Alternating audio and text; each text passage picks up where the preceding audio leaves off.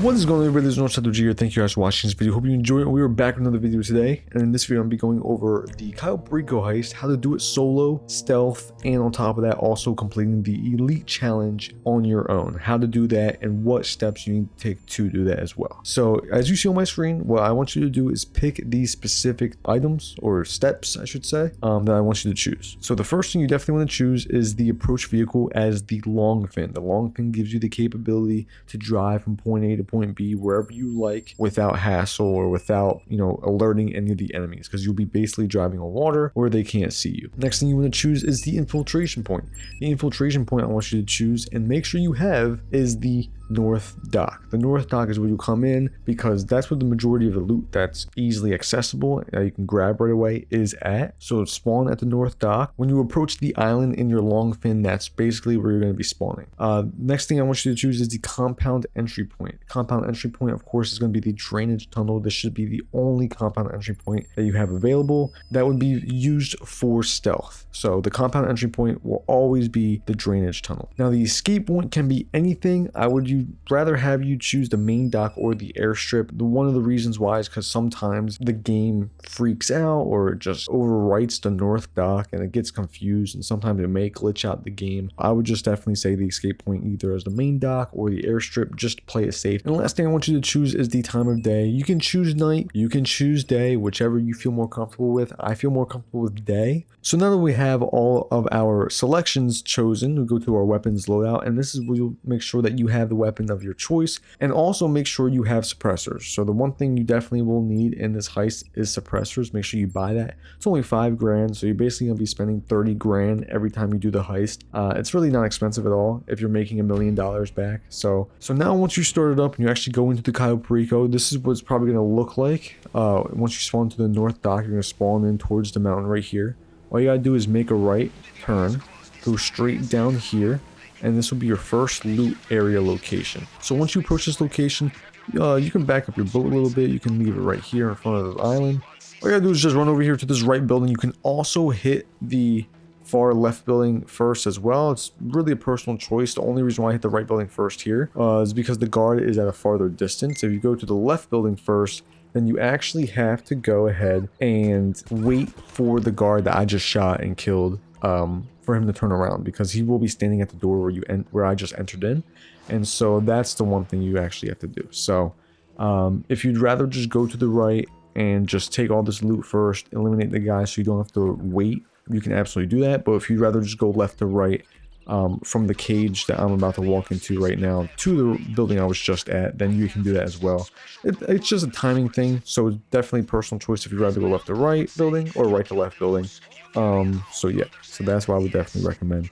And of course, depending on the loot that actually does spawn for you, whether it's cash, weed, or cocaine, I would definitely recommend that approach. But if you have a loot at this location that is not worth grabbing, then there's no reason for you to actually come here. This is just in case there is loot that's worth grabbing.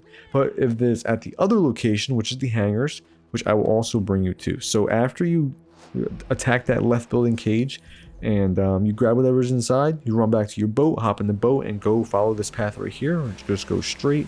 And you're gonna pull around this island, and you're gonna hang out right here across the hangar. You can see there's some loot that I have, the weed that's stuck in this building. What we're gonna do is we're gonna run around this building, take out this guy right here, because there's a jeep that drives by, but it doesn't drive that far, so he will not see the dead person on the ground. What we're gonna do is run up to this first gate, open it up. And then you can also grab this forklift, push it down with your left stick so you can make sure you pick up the crate, pull the crate up as high as possible, bring it against this wall, and then you'll be able to actually climb this, which will give you access to the upstairs gate.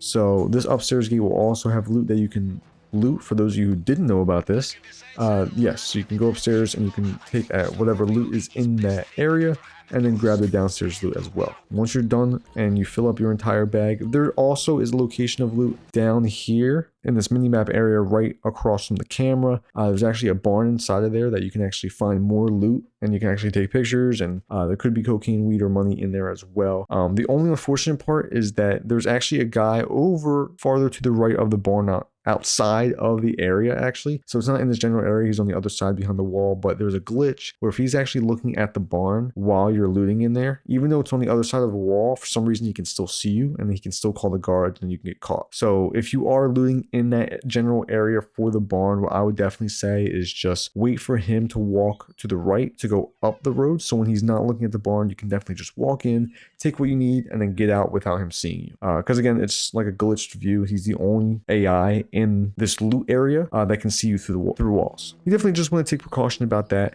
So just make sure you grab the loot when he's not looking in that general barn area. Other than that, you should be good. So once you grab all the loot, you're going to run over here, run back to your boat, and then this is where we actually start entering the compound. So those two loot locations I showed you where you first spawn, and then just right there at the hangar are basically the only two loot locations you'll ever need.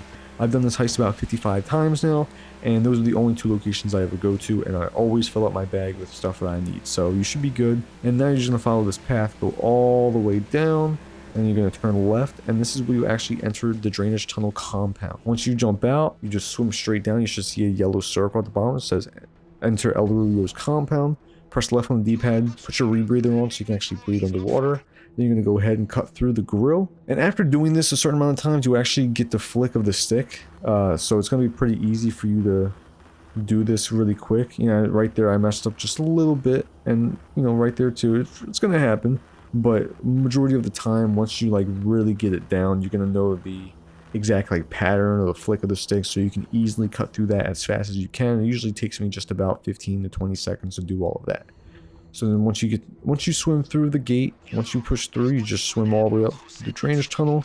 When you walk up to this like bar-ish sewer drainage thing, you just press right on the D-pad, and your character will sit there for about 5 to 10 seconds while the game actually loads in and realizes that you made action. Once that happens, cutscene will happen. Once that happens, a cutscene will occur where you're actually opening the gate and you swim up and you climb the ladder. Then you come out the door, and this is where you finally are inside El Rubio's compound. Now this is where things get tricky. This is where you actually really have to pay attention so you can keep up with what's going on and follow the correct path. So actually right here, you can also shoot the guy as well to grab a gate key. If you like the gate key just to actually make things a little bit more quicker, if you like to go through the underground tunnel rather than jumping through staircases and risking getting caught, you can. If you like to kill this guy and try and grab a gate key, you can, but the majority of the time he may or may not have it. So now you want to follow this path. Just run up the staircase, run a little bit to the right, then quickly make a left at this short staircase, and there's going to be a guy to the right, as you can see next to that juggernaut. So what you're going to do is right when he turns around and walks the opposite direction, you're going to run up. You're going to take out these two guys right here. You're going to make sure they both die. Once you take them out, you're actually going to run to the right, run straight ahead over here, jump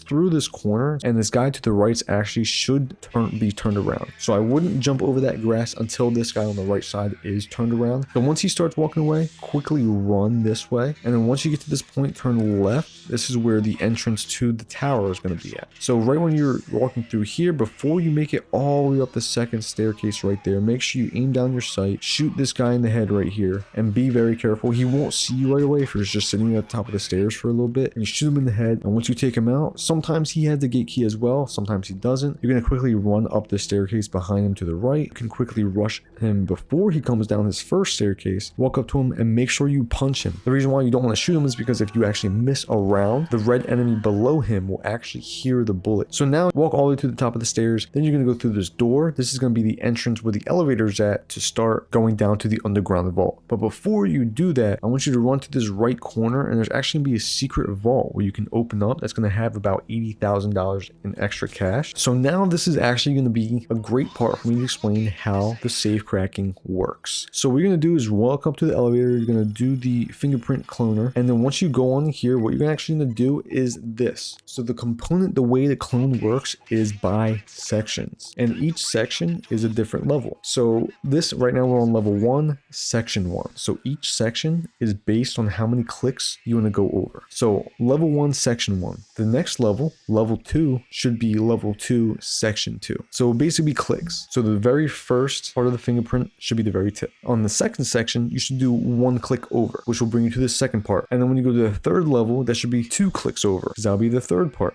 section 3. And then you just do 1 click, 2 click. And that is the third fingerprint. So now I'm going down to level 4. I'm already on the first section. So now I'm doing click 1, click 2, click 3 at each section. So the first one is, second one is 1 click. Third layer is 2 clicks. The fourth layer is 3 clicks. The fifth layer is 4 clicks. The sixth layer is 5 clicks. The seventh layer is 6 clicks. Layer is 7 clicks. This is exactly how the fingerprint cloner works every single time.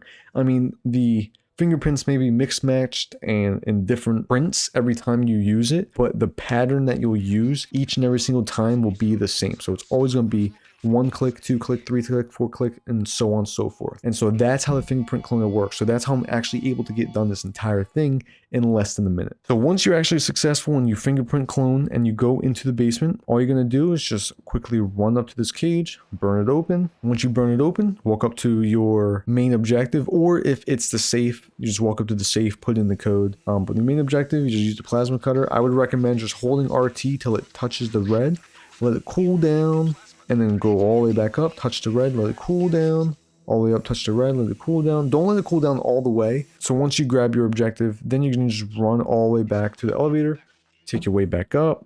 And now this is the easy part where you just escape. You gotta follow this exact escape route right here, because there is a Juggernaut that has double vision than everybody else. So you gotta watch out for him. And there's also 2 guys walking.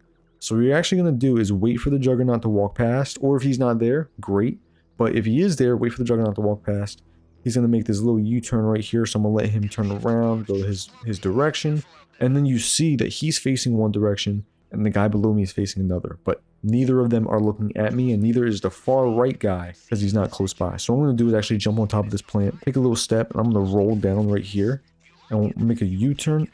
You can jump over this. This is very optional, especially since Juggernaut did walk away and the guy's not close to me. And then this red guy, he should turn around in time for you to be able to make it up. One straight up past the fountain, keep going and going and going. Don't let the guy to the left see you hug the wall. Once you get to this wall, just hug it and spam right on the D-pad. And now you should escape without being caught, without having to shoot anybody else but the first couple of guys. And again, like I said earlier, if you're playing with a group of people, you're gonna have to shoot a couple people to try and find that key card, unless you get pretty lucky and shoot the first or second guy and get it. But other than that, you definitely need to you just need to do this for your solo. So now once you escape, all you have to do is walk up to this guy right here, shoot him in the back of the head, take his bike, go directly straight where I'm taking you right now through the jungle. Don't hit any trees or any bumps on the ground. There's going to be a Jeep that spawns up ahead. Just wait for the Jeep to drive past. You see this little like jungle area tree over here? You actually just drive straight all the way down here, follow the tip of this map of the island, and just keep driving. Drive your bike all the way off. Bang, you're going to hit the water. If you hit the water wrong, you actually hurt yourself. You might lose some cash, so you don't want to do that. Just drive as fast as you can. Lean forward a little bit, let the bike take you in, and then press left on the D-pad while you're swimming, and just keep swimming. And just keep swimming. Left on the D-pad for your rebreather, because when you swim underwater for some reason, you do actually swim faster, and I don't know why. But you just keep swimming, and you keep swimming, and then eventually over time, when you keep swimming, Pavel will say like, "Hey, congratulations, you made it out." Or if he doesn't say anything, but all your HUD disappears, like mine did, where my target, my rebreather, and my minimap just disappeared. All I saw was my rebreathers. Then your screen will turn black, and this is how you know you completed the heist. So the escape point that you make in the beginning of the heist doesn't matter, because as long as you're outside of a certain radius of the actual island, it'll still have you escape. Giving this guy the reward, he gives you a little envelope. You say thanks, you walk away, and heist passed. And it tells you your potential take based on all of the loot items that you saw. It also tells you your actual take of what you were able to pick up. And then if you did the challenge just like how I showed you, you will have completed in under 15 minutes with 0 hacks failed on the elevator. And lastly, you will also completed it with full loot bags, which is of course where all the loot in the very beginning comes in play. And then of course the elevator came in play when I explained to you how the fingerprint cloner actually works. So that's an elite challenge. You have to get all 3 done, but there's also of course something else that they don't tell you in this elite challenge right here, which is you cannot quick restart. If you quick restart while trying the elite challenge, you will fail it and it will not give it to you. You'll get to this screen at the end of the heist, you're like, wow, I'm ready to do it. And it will actually say, do not quick restart, and it'll give you an X, and you will not have done the elite challenge. So that's the one thing they don't tell you, but I want you to know is that if you do quick restart during the heist, just leave the job or just quit the game and get back on it and restart the heist if you want the elite challenge bonuses, because you do get an extra $100,000 bonus if you are playing on hard mode, I should say. But if you're playing on normal mode, you only get $50,000. So, but yeah, that's everything. So thank you guys for watching this video. Hope you enjoyed it. Like always, stay healthy, stay sexy, and I'll see you guys in the next video. Have a good night and goodbye.